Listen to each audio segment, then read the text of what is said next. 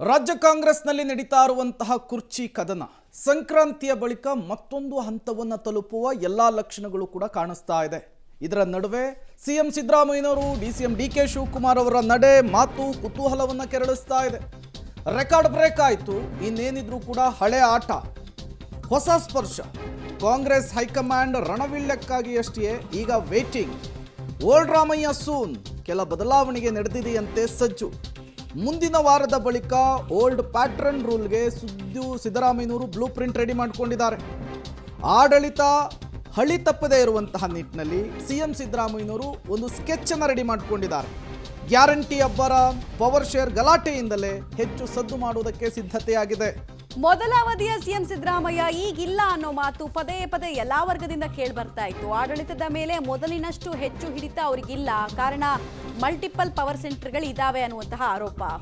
ಈಗ ಹೇಗಿದ್ರೂ ಕೂಡ ಒಂದು ದಾಖಲೆ ಸೃಷ್ಟಿಯಾಗಿದೆ. ಯಾವಾಗಲೂ ದಾಖಲೆ ಸೃಷ್ಟಿಯಾದಾಗ ರಾಜಕೀಯ ನಾಯಕನಿಗೆ ಅದು ಚೈತನ್ಯವನ್ನು ತಂದುಕೊಡುತ್ತೆ, ಮತ್ತೆ ಇನ್ನಷ್ಟು ಹುರುಪನ್ನು ತಂದುಕೊಡುತ್ತೆ. ಆ ಹುರುಪಿನೊಂದಿಗೆ ಹಳೆಯ ಸಿದ್ದರಾಮಯ್ಯ ಅವರು ವಾಪಸ್ ಬರ್ತಾರಾ ಅನ್ನೋ ಪ್ರಶ್ನೆ ರಾಜಕೀಯ ಪಂಡಿತರನ್ನು ಕಾಡ್ತಿದೆ. ಚೇಂಜಸ್ ಆದರೂ ಏನು ಮಾಡ್ಕೊಳ್ಳೋದಕ್ಕೆ ಸಾಧ್ಯ ಇದೆ? ಬಿಕಾಸ್ ಆ ಮಲ್ಟಿಪಲ್ ಪವರ್ ಸೆಂಟರ್ಗಳು ಇನ್ನೂ ಇದ್ದಾವೆ, ಅದು ಹೋದರೆ ತಾನೇ ಇವರೇನಾದರೂ ಮಾಡೋದಕ್ಕೆ ಸಾಧ್ಯ.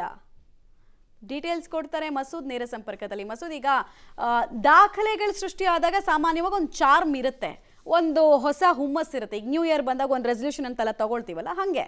ಬಟ್ ಇನ್ನೂ ಮಲ್ಟಿಪಲ್ ಸೆಂಟರ್ಸ್ ಹಾಗೇ ಇದ್ದಾವೆ. ಇಂಥ ಟೈಮ್ನಲ್ಲಿ ಏನೋ ದೊಡ್ಡ ಚೇಂಜಸ್ ಆಗ್ಬಿಡುತ್ತೆ, ಹಳೆ ಚಾರ್ಮ್ ವಾಪಸ್ ಬರುತ್ತೆ ಅಂತ ನಿರೀಕ್ಷೆ ಇಟ್ಕೊಳ್ಬೋದಾ ಮಸೂದ್? ಮಮತಾ, ಸಿದ್ದರಾಮಯ್ಯನವರು ಈಗಾಗಲೇ ಅರಸುವರ ದಾಖಲೆಯನ್ನು ಮುರಿದಿದ್ದಾರೆ, ಜೊತೆಗೆ ಹೊಸ ವರ್ಷ ಬೇರೆ. ಒಂದು ರೀತಿಯಲ್ಲಿ ಇನ್ಮೇಲೆ ಈಗಾಗಲೇ 2.5 ವರ್ಷ ಕೂಡ ಸರ್ಕಾರಕ್ಕೆ ಕಳೆದಿದೆ. ಇನ್ನು ಮುಂದಿನ ಅವಧಿಯಲ್ಲಿ ಒಂದು ರೀತಿಯಲ್ಲಿ ರಾಜ್ಯ ಸರ್ಕಾರವನ್ನು ಬಿಗಿ ಹಿಡಿತ ಇಟ್ಕೋಬೇಕು, ಜೊತೆಗೆ ಸ್ಥಿರತೆ ತಂದುಕೋಬೇಕು ಅನ್ನುವಂತಹ ಒಂದು ನಿರ್ಧಾರಕ್ಕೆ ಬಂದಿದ್ದಾರೆ. ಈಗಾಗಲೇ ಬಜೆಟ್ ತಯಾರಿಯನ್ನು ಕೂಡ ಮಾಡ್ತಾ ಇದ್ದಾರೆ, ಬಜೆಟ್ ಅವರೇ ಮಂಡಿಸ್ತಾರೆ ಅನ್ನೋದು ಕೂಡ ಸ್ಪಷ್ಟ ಆಗ್ತಿದೆ. ಆಡಳಿತದಲ್ಲಿ ಬಿಗಿ ಹಿಡಿತ ತರುವಂಥದ್ದು ಅಧಿಕಾರಿಗಳ ಮೇಲೆ ಮುಖ್ಯವಾಗಿ ಒಂದು ರೀತಿಯಲ್ಲಿ ಹಿಡಿತ ತರಬೇಕು ಅನ್ನುವಂಥ ನಿರ್ಧಾರದಲ್ಲಿದ್ದಾರೆ. ಆ ನಿಟ್ಟಿನಲ್ಲಿ ಏನೆಲ್ಲ ಮಾಡಬೇಕು ಕ್ರಮಗಳನ್ನು ತೆಗೆದುಕೊಳ್ತಿದ್ದಾರೆ. ಕಳೆದ 2-3 ತಿಂಗಳಿಂದ ಅಧಿಕಾರ ಬದಲಾವಣೆ ಆಗುತ್ತೆ, ನಾಯಕತ್ವ ಬದಲಾವಣೆ ಆಗುತ್ತೆ, ಮುಖ್ಯಮಂತ್ರಿಗಳ ಬದಲಾವಣೆ ಆಗುತ್ತೆ ಅನ್ನುವಂಥ ವಾತಾವರಣ ನಿರ್ಮಾಣ ಆಗಿತ್ತು. ಕಳೆದ 6-7 ತಿಂಗಳಿಂದಲೂ ಕೂಡ ಅಧಿಕಾರಿಗಳ ವಲಯದಲ್ಲೂ ಕೂಡ ಒಂದು ರೀತಿಯಲ್ಲಿ ಆಸಕ್ತಿ ಇರಲಿಲ್ಲ ಆಡಳಿತದಲ್ಲಿ ಅಥವಾ ಆಡಳಿತಾತ್ಮಕ ಕೆಲಸ ಕಾರ್ಯಗಳಲ್ಲಿ. ಇದೆಲ್ಲವೂ ಕೂಡ ಪ್ರಮುಖ ನಾಯಕರು ಗಮನಿಸಿದ್ದಾರೆ. ಈಗ ಎಲ್ಲ ಒಂದು ಕಡೆ ಸಿದ್ದರಾಮಯ್ಯನವರೇ ಮುಂದುವರಿತಾರೆ ಅನ್ನುವಂತಹ ವಾತಾವರಣ ನಿರ್ಮಾಣ ಆಗಿದೆ. ಜೊತೆಗೆ ಇವರು ಕೂಡ ಫರ್ಮ್ ಆಗಿ ಮಾತಾಡ್ತಾ ಇದ್ದಾರೆ ಸಿದ್ದರಾಮಯ್ಯನವರು ಕೂಡ. ಆ ಹಿನ್ನೆಲೆಯಲ್ಲಿ ಟ್ರ್ಯಾಕ್ಗೆ ಅಧಿಕಾರವನ್ನು ಆಡಳಿತವನ್ನು ತರಬೇಕು ಅನ್ನುವಂಥ ನಿರ್ಧಾರದಲ್ಲಿದ್ದಾರೆ. ಆ ನಿಟ್ಟಿನಲ್ಲಿ ಏನೆಲ್ಲ ಮಾಡಬೇಕು ಎಲ್ಲವನ್ನು ಕೂಡ ಮಾಡ್ತಿದ್ದಾರೆ. ಹಳೆಯ ಚಾರ್ಮ್ ಏನಿತ್ತು ಆ ಚಾರ್ಮನ್ನು ಮರಳಿಸಬೇಕು ಅನ್ನುವಂಥದ್ದು. ಜೊತೆಗೆ ಗ್ಯಾರಂಟಿಗಳನ್ನ ಕೊಟ್ಟಿದ್ದಾರೆ, ಆದರೆ ಗ್ಯಾರಂಟಿಗಳು ಜನರಲ್ಲಿ ಎಕ್ಸೈಟ್ಮೆಂಟ್ ಹುಟ್ಟಿಸ್ತಾ ಇಲ್ಲ. ಅದು ಕೂಡ ಒಂದು ರೀತಿಯಲ್ಲಿ ಈ ಸರ್ಕಾರದ ಮೇಲೆ ಒಂದು ರೀತಿಯಲ್ಲಿ ಬ್ಯಾಡ್ ಇಮೇಜ್ ಬರೋದಕ್ಕೆ ಕಾರಣ. ಆ ಹಿನ್ನೆಲೆಯಲ್ಲಿ ಗ್ಯಾರಂಟಿಗಳನ್ನ ಜನ ಸಂಭ್ರಮಿಸಬೇಕು. ಈ ಸರ್ಕಾರ ಗ್ಯಾರಂಟಿ ಕೊಟ್ಟಿದೆ, ಕಾಂಗ್ರೆಸ್ನವರು ನಡೆದಂತೆ ಮಾತಾಡ್ಕೊಂಡು ಏನು ಮಾತು ಕೊಟ್ಟಿದ್ದಾರೆ ನಡ್ಕೊಂಡಿದ್ದಾರೆ, ಇದೆಲ್ಲವೂ ಕೂಡ ಜನರಲ್ಲಿ ಸಂಭ್ರಮ ಮನೆ ಮಾಡಬೇಕು.